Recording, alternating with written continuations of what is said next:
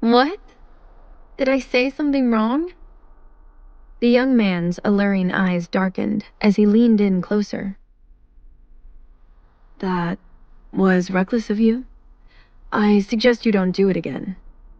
His sly smirk and striking features made his teases all the more enticing. Amelia looked at him puzzled and let out a sweet giggle. But I didn't do anything.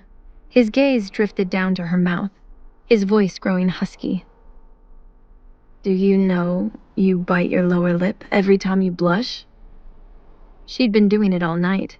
He was trying to behave himself, but the sight was driving him mad. It makes me want to do things to make you blush harder. Amelia felt a rush from his shameless teasing. He expected her to shy away, but she surprised him and held his gaze with interest. What kind of things? With an arrogant smirk, he caressed her cheek with his thumb. Things that would be improper to say aloud to a girl I hardly know. His touch gave her butterflies, and she fought the urge to bite her lip again. It was true. They'd only just met this evening. Tonight was her 18th birthday party, and it had been a miserable one until a handsome stranger at the club rescued her from her rotten half-sister Sophie's clutches. Now, Amelia was in his lavish beachside hotel suite, which was bigger than most high school gyms. She'd never been alone with a guy like this, but his domineering yet warm presence put her at ease and made her chest flutter all at once. Meeting him felt magical, and she wanted to embrace that magic. Although that magical feeling was partially due to the ecstasy no one knew Sophie had drugged her with. Emboldened by the drug that was kicking in, Amelia decided to chase that magic and close the gap between them on the couch, leaning in.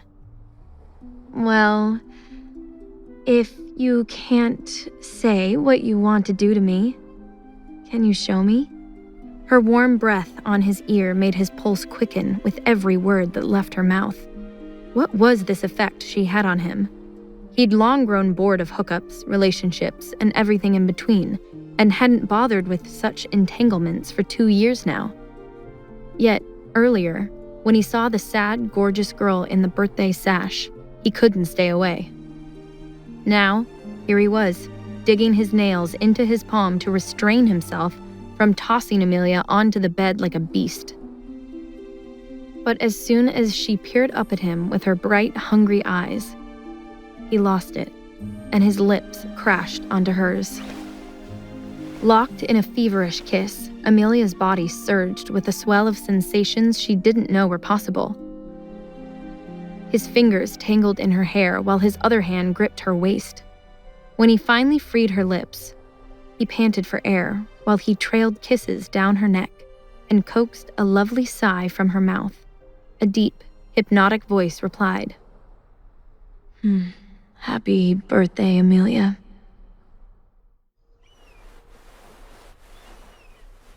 The next morning, Amelia slowly awoke to find herself in the grand bed of an elegant Miami Beach presidential suite. Her body was still humming from the euphoria of the remarkable evening they shared. His touch was addicting, and together they couldn't get enough of each other. Though she really enjoyed it, she was hit with a wave of guilt. I can't believe I slept with him last night. My first time, and I did it with a man I just met. Am I crazy? No, I liked it. I like him. She'd always dreamt her childhood friend Charles would be her first, but she started to lose hope that he would ever like her that way. Then, last night at the club, she was fatally drawn to the stranger with dark hair and the tall, toned build of a Spanish god. His beauty was devastating. Just then, she realized something. The bed was empty next to her, and there was no sign of him. Hey, where is he? Hello? She started to frown, but perked up when she heard footsteps approaching the hotel door.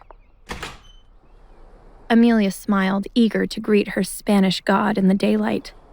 However, it wasn't him who entered the room. What? Who are you? Get out! The room was suddenly stormed by a team of armed bodyguards as Amelia shrieked in fright. They were followed by a stern man in a suit. He barked orders at them. Sweep the entire space for weapons and hidden recording devices. Check all of the lady's belongings. The man pinched his brow in frustration. I don't know what he was thinking, betting a stray local without getting her screened first. The suit approached Amelia as she withdrew like a scared cat. Don't touch me! What do you people want? The man had a harsh stare. I'm Mr. Cortez, attorney at law. The gentleman you spent time with is my client. Miss, you need to sign this NDA and exit the premises immediately. Amelia's head spun. Eyes wide, she stuttered in confusion. What? But where is, him? Where is he? As she stumbled through her blurry memories of last night, it dawned on her that she couldn't remember the name of the man she slept with. Had he not given it to her? She was certain he had. Unfortunately, the drug Sophie had slipped her wiped out chunks of Amelia's memory. Who the hell did I sleep with? And why does he have a SWAT team? He mentioned working for his family? Is he the son of some kind of mafia boss? Miss, where is your cell phone? Did you take any photos or video recordings of him? Mr. Cortez rudely snapped at her. The dazed Amelia was slow to answer. We took a selfie. A guard's voice interrupted from across the room. I found the phone in her purse, sir. Mr. Cortez quickly commanded him. Delete the selfie and make sure there's no other traces of him on there. Hey, jerks! That's my property. You can't just delete my personal photos and treat me like this. Amelia was aghast to see these men pillaging her phone. She would have slapped them if she wasn't stuck naked under the sheets. Where is your client? I want to speak to him now. The lawyer pushed his glasses up his nose. He's no longer in the country. His jet departed this morning. He's a busy man. You won't be seeing him again. The sooner you accept this was a one-time incident, the quicker this morning will be over for both of us. Amelia's face fell as she fought the sting of tears threatening to stream from her eyes. How did she go to sleep in heaven and wake up in living hell? Defeated, her voice cracked. Well, can I at least know his name? Can you give me his number? Mr. Cortez looked at her with no emotion.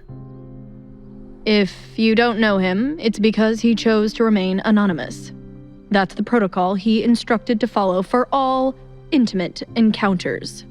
It's nothing personal. His words were a punch to Amelia's gut. Now, please sign this NDA stating you won't attempt to defame or blackmail my client. Cortez handed her a contract and a pen. A single tear fell onto the document as Amelia signed it. How was she supposed to defame a man whose name she didn't even know? And now that they deleted the only photo she had of him, it was as if the night they shared never happened. She felt embarrassed, stupid, and ashamed. Mr. Cortez nodded, pleased. Excellent. As a thank you for your cooperation, here is a VIP rideshare gift card for your transport home. Amelia filled with rage and smacked the gift card out of Mr. Cortez's hand. Tell your client he disgusts me, and I'll never forgive him for treating me like this. If he ever comes near me again, I'll destroy him. 2 months passed, and the pain of the handsome ghost who slept with Amelia and vanished became a distant memory. In fact, her life was pretty perfect. She was about to graduate with an acceptance to her dream college, and her childhood crush Charles even asked her out to prom, where they kissed for the first time and started dating. Now, in the Rivera family's Miami estate, Amelia stood in her bedroom ironing her graduation gown when an excited Charles came bounding up the stairs. Ames, guess what? You're looking at a future Columbia University freshman. Amelia squealed with happiness. Shut up! We're going to the same college? Charles wrapped his arms around her waist. Sorry if you were hoping to get rid of me. Amelia chuckled. Never. She snaked her arms around his neck. Does that mean I'll be going to college with a boyfriend? Charles's face lit up with a goofy smile. Amelia Rivera, are you asking me to officially be your boyfriend? They both beamed as they leaned in and captured each other's lips. Then, out of nowhere, Amelia's knees buckled with a dizzy spell. Charles steadied her. Oh, easy there. Are you okay? Yeah, I just got, Before she could finish her sentence, she was hit with a surge of nausea and ran to dry heave into the trash can. Charles sweetly rubbed her back. Oh, come on, sickie. For my first official duty as your boyfriend, I'll drive you to the doctor and hold your hand while we're there. Doctor, that has to be a mistake. She must have food poisoning or a stomach bug. Do you test for those? Charles shook his head in disbelief while Amelia was silent with shock. The doctor looked over the results again. I'm sorry, but these results are pretty cut and dry. This is what it is. It's just not possible, right, Ames? She and I haven't even, gone that far. Charles trailed off when he saw the pang of guilt on Amelia's pale face. Devastated, Amelia could barely get her voice out. I'm sorry, Charles. It was before we were even together. On my birthday, it was just one time. The doctor pressed his mouth in a straight line.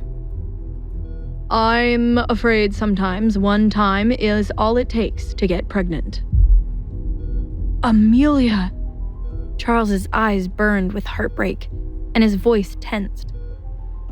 Who is the father?